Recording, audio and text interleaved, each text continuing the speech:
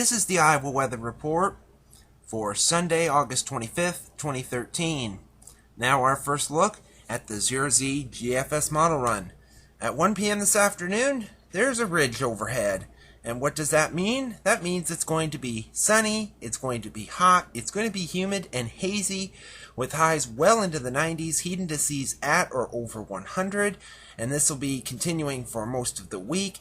Any rain activity will be well to our south, well to our north and east, and well to our south and west with the remnants of Ivo, which will be moving into the desert southwest.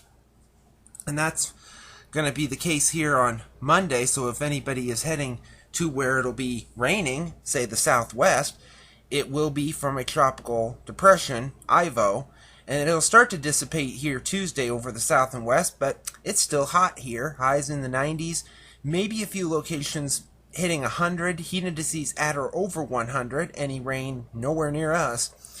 The GFS does bring a frontal system down that could scrape the northeastern counties of the state with maybe a very isolated shower, but 99% of the state will likely stay dry, hot, and highs in the 90s to maybe near 100. That looks to stay the case here Thursday. Any rain will be well to our north, along the east coast, and over the Pacific Northwest.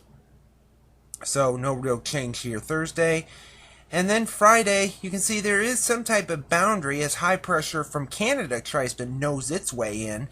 So there could be another chance of maybe an isolated shower storm. But again, 99% of the state will remain dry. And then we head to Saturday. That system moves away. It's still hot.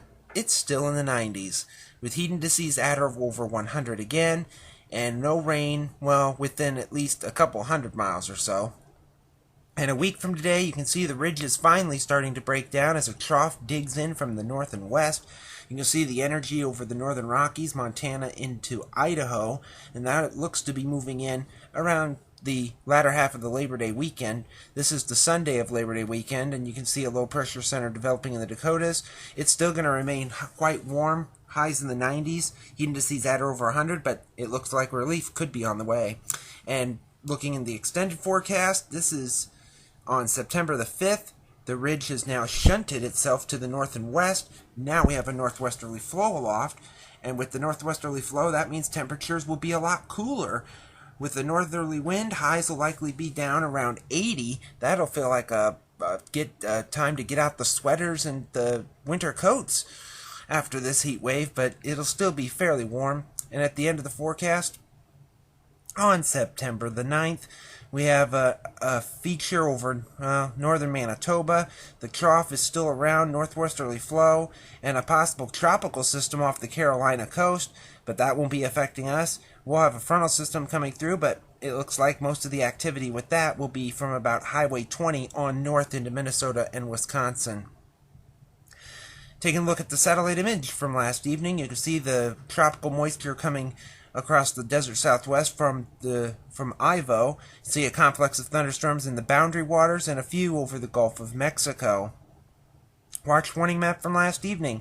A couple red flag warnings out west. Lots of flash flood issues over the desert southwest with the moisture from Ivo, and excessive heat warnings around the Twin Cities, along with some heat advisories as well.